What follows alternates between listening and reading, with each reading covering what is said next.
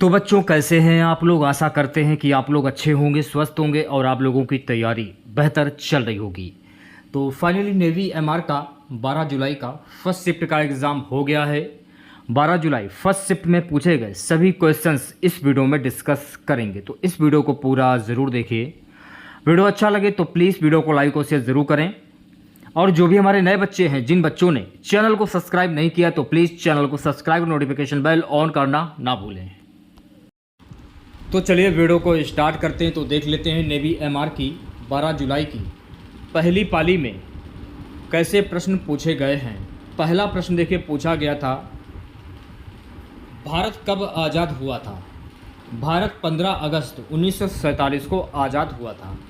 15 अगस्त 1947 जब भारत आज़ाद हुआ और 26 जनवरी 1950 जब उसने स्वयं को लोकतांत्रिक सप्रभु गणराज्य घोषित किया के बीच भारत सरकार ने भारत सरकार अधिनियम 1935 प्रावधानों के तहत कार्य किया।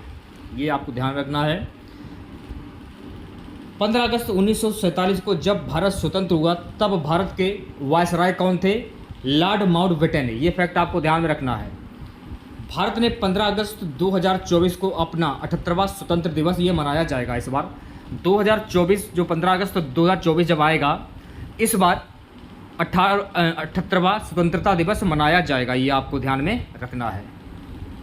1947 में जब भारत को आज़ादी मिली तब भारतीय राष्ट्रीय कांग्रेस के अध्यक्ष कौन थे? जेबी कृपलानी। भारतीय स्वतंत्रता अधिनियम को ब्रिटिश शाही स्वीकृति जुलाई 1947 को मिली। ये भी आपको ध्यान में रखना है। भारत में स्वतंत्रता के बाद प्रथम आम चुनाव कब हुए थे? 1951 में। वर्ष 1947 में जब भारत में ब्रिटिश शासन समाप्त हुआ तो साक्षरता दर सिर्फ 12% थी। 1945 में लेबर पार्टी सरकार ब्रिटेन में सत्ता में आई और भारत को स्वतंत्रता प्रदान करने के लिए स्वयं को प्रतिबद्ध किया। संविधान सभा को भारतीय स्वतंत्रता अधिनियम 1947 की धारा 8(1) के द्वारा मान्यता दी गई थी। तो ये सारे फैक्ट आपको ध्यान में रखने हैं। अगला प्रश्न पूछा गया था, 1984 का उपन्यास ये किसने लिखा था? 1984 का उपन्यास जॉर्ज ऑरवेल के द्वारा लिखा गया था। अगर हम बात करें जॉर्ज ऑरवेल की, तो जॉर्ज ऑरवेल की जो प्रसिद्ध पुस्तक है, इस पुस्तक का नाम 1984। इसे 1949 में अधिनायकवाद के खिलाफ चेतावनी के रूप में प्रकाशित किया गया था। 1984 पुस्तक के लेखक कौन है? George Orwell. ये भी पुस्तक जॉर्ज ऑरवेल की है। कौन सी? 1984। किताब night of the restless spirits stories from 1984 के लेखक सरप्रीत सिंह हैं। फास्टिंग और फेस्टिंग पुस्तक के लेखक कौन है? अनीता देसाई। तो ये सारे फैक्ट आपको ध्यान में रखने हैं, क्योंकि एक प्रश्न के कई फैक्ट होते हैं और इन्हीं फैक्ट से जो है पेपर में प्रश्न पूछे जाते हैं। अगला प्रश्न पूछा गया था, भारत की सबसे ऊंची चोटी कौन सी है? K2। अगर हम बात करें कंचनजंगा की, कंचनजंगा भारत की सबसे ऊंची पर्वत चोटी है। इसकी ऊंचाई की अगर हम बात करें तो इसकी ऊंचाई है 8,598 मीटर और यह सिक्किम और नेपाल के बीच की सीमा पर पूर्वी हिमालय में स्थित है।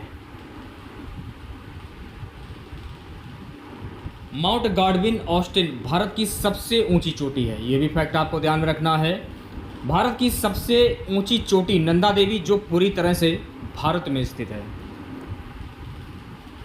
सिक्किम में स्थित कंचनजंगा भारत की सबसे ऊंची चोटी है। तो ये सारे फैक्ट आपको ध्यान में रखने हैं। ठीक है, अगला प्रश्न देखिएगा सभी बच्चे। ब्राज़ील की राजधानी क्या है? तो ब्राज़ील की राजधानी है ब्रासिलिया। क्या है? ब्रासिलिया।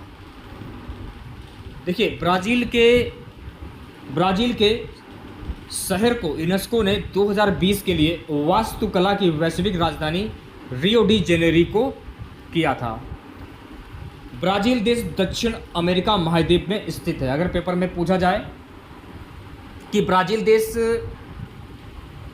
जो देश है ये किस महाद्वीप में स्थित है, तो ये दक्षिण अमेरिका महाद्वीप में स्थित है। और विश्व में कुल क्षेत्रफल की दृष्टि से 5वें ब्राज़ील स्थान पर है। ब्राज़ील की जो मुद्रा है वो है ब्राज़ीलियाई रियल। तो ये सारे फैक्ट आपको ध्यान में रखने हैं, ठीक है। अगला प्रश्न देखिएगा सभी बच्चे, गंगा का दूसरा नाम क्या है? तो गंगा का दूसरा नाम है पद्मा। गंगा का एक नाम है विष्णुपति। गोदावरी दक्षिण गंगा नदी का दूसरा नाम है, ये भी आपको ध्यान में रखना है। कावेरी नदी को कुछ लोगों द्वारा दक्षिण भारत की गंगा कहा जाता है। दूसरी बात, भारत की गोदावरी नदी को ब्रज गंगा भी कहा जाता है। गोदावरी नदी को दक्षिण गंगा के नाम से भी जाना जाता है। अलकनंदा और भागीरथी नदियां मिलकर गंगा नदी का निर्माण करती हैं। गंगा निर्माण के लिए दो पवित्र नदियां अलकनंदा और भागीरथी के संगम को देवप्रयाग के रूप में जाना जाता है। बिजनौर गंगा नदी उत्तर प्रदेश राज्य में प्रवेश करती है। गंगा नदी के उद्गम स्थल को धारा को भागीरथी कहा जाता है। मानस गंगा की सहायक नदी नहीं है। मानस गंगा जो है ये इसकी सहायक नदी नहीं है गोदावरी की। तो ये सारे फैक्ट आपको ध्यान में रखने हैं, क्योंकि इन्हीं फैक्ट से जो पेपर में प्रश्न पूछे जाते हैं। अगला प्रश्न पूछा गया था, भारत के पहले प्रधानमंत्री कौन थे? तो भारत के पहले प्रधानमंत्री थे जवाहरलाल नेहरू। अगर मैं बात करूं जवाहरलाल नेहरू की, तो जवाहरलाल नेहरू भारत के पहले प्रधानमंत्री थे। वह प्रधानमंत्री हैं जिनके पास पद का सबसे लंबा कार्यकाल था। जवाहरलाल नेहरू के पास प्रधानमंत्री के पद का सबसे लंबा कार्यकाल था। उन्होंने 15 अगस्त 1947 से 1964 तक भारत के प्रधानमंत्री के रूप में कार्य किया। जिस दिन भारत ने स्वतंत्रता प्राप्त की वह 15 अगस्त 1947 को भारत के पहले प्रधानमंत्री बने। जवाहरलाल नेहरू भारतीय राष्ट्रीय कांग्रेस पार्टी के प्रमुख नेता भी थे। पूर्ण स्वराज जवाहरलाल नेहरू के प्रसिद्ध नारों में से एक था। Discovery of India Jawaharlal Nehru की पुस्तक का नाम है। जवाहरलाल नेहरू ने नेशनल हेराल्ड का प्रकाशन शुरू किया था। पंडित जवाहरलाल नेहरू के बाद भारत के प्रधानमंत्री गुलजारी लाल नंदा बने थे। तो ये सारे फैक्ट आपको ध्यान में रखने हैं। सो गाइस, अगला प्रश्न पूछा गया था, वर्ल्ड मैन ऑफ इंडिया किसे कहा जाता है? देखिए, world man of India Salim Ali को कहा जाता है। सलीम अली को भारत के पक्षीविद के रूप में जाना जाता है। एलन ऑक्टेवियन ह्यूम को भारतीय पक्षी विज्ञान के जनक के रूप में भी जाना जाता है। भारत में हरित क्रांति के जनक के रूप में एम.एस. स्वामीनाथन को जाना जाता है। पक्षियों के अध्ययन को क्या कहा जाता है? पक्षी विज्ञान कहा जाता है। तो ये सारे फैक्ट आपको ध्यान में रखने हैं।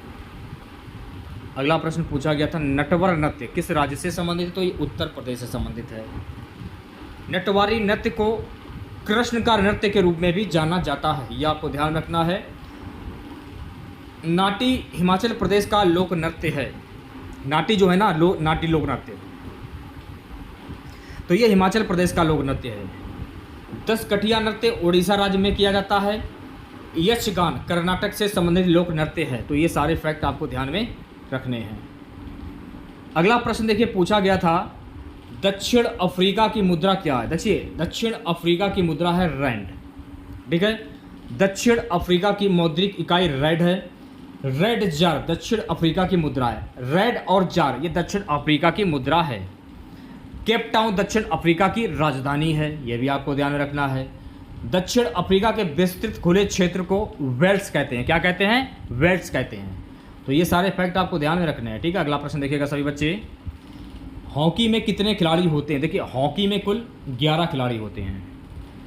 मैदानी हॉकी मैच की कुल अवधि 60 मिनट की होती है और यह प्रत्येक 15 मिनट के 4 क्वार्टर में खेला जाता है। इसमें एक गोलकीपर 10 फील्ड खिलाड़ी होते हैं। तो ये फैक्ट आपको ध्यान में रखने हैं। अगला प्रश्न पूछा गया था, कच्छ की खाड़ी किस राज्य में स्थित है? कच्छ की खाड़ी गुजरात राज्य में स्थित है। कच्छ की खाड़ी की अगर हम बात करें तो कच्छ की खाड़ी में कांडला बंदरगाह स्थित है। गुजरात खंपात की खाड़ी में स्थित है। कच्छ की खाड़ी स्थित कांडला पोर्ट ट्रस्ट का नाम बदलकर दीनदयाल पोर्ट कर दिया गया है, यह भी आपको ध्यान में रखना है। कांडला बंदरगाह दीनदयाल बंदरगाह कच्छ गुजरात में स्थित है। काठियावाड़ प्रायद्वीप सौराष्ट्र में स्थित है, यह भी आपको ध्यान रखना है। खंपात की खाड़ी ज्वारीय ऊर्जा का एक स्थल गुजरात में स्थित है। तो ये सारे फैक्ट आपको ध्यान में रखने हैं। अगला प्रश्न पूछा गया था, सत्याग्रह शब्द का प्रयोग किसने किया था? तो सत्याग्रह शब्द का प्रयोग महात्मा गांधी के द्वारा किया गया था। सत्याग्रह शब्द का प्रयोग पहली बार रॉलेट एक्ट विरोधी आंदोलन में किया गया था। ठीक है, महात्मा गांधी के नेतृत्व में पहला सत्याग्रह आंदोलन चंपारण सत्याग्रह था। यह आपको ध्यान में रखना।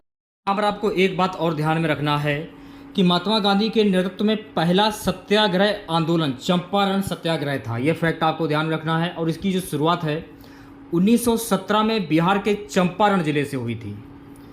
यह सत्याग्रह ब्रिटिश नीली नीति के विरुद्ध विद्रोह था और रॉलेट सत्याग्रह 1919 में महात्मा गांधी के द्वारा शुरू किया गया था। गांधी जी को चंपारण राजकुमार शुक्ला ने आमंत्रित किया था। किसने आमंत्रित किया था? राजकुमार शुक्ला ने। और नमक सत्याग्रह महात्मा गांधी द्वारा साबरमती में शुरू किया गया था। तो ये सारे फैक्ट आपको ध्यान में रखने हैं। अगला क्वेश्चन पूछा गया था, हंगरी में कौन सी भाषा बोली जाती? देखिए, हंगरी में हंगरियाई भाषा जो है वो बोली जाती है। हंगरी की अगर हम बात करें तो हंगरी की राजधानी क्या है? बुडापेस्ट। हंगरी की आधिकारिक भाषा हंगेरियन। हंगरी देश की मुद्रा क्या है? फोरेंट। लिस्बन पुर्तगाल की राजधानी है। ब्रुसेल्स बेल्जियम की राजधानी है। और हेल्सिंकी ये फिनलैंड की राजधानी है। तो ये सारे फैक्ट आपको ध्यान में रखने हैं। तो कैसा लगा वीडियो आप लोगों को कमेंट बॉक्स में जरूर बताइएगा। अगर आप लोगों को वीडियो अच्छा लगा हो तो प्लीज़ वीडियो को लाइक और शेयर जरूर करें। चैनल पर नए हैं, जिन लोगों ने अभी तक चैनल को सब्सक्राइब नहीं किया है तो प्लीज़ चैनल को जरूर सब्सक्राइब करें और नोटिफिकेशन बेल ऑन करना ना भूलें। मिलते हैं नेक्स्ट वीडियो के साथ। जय हिंद, जय भारत।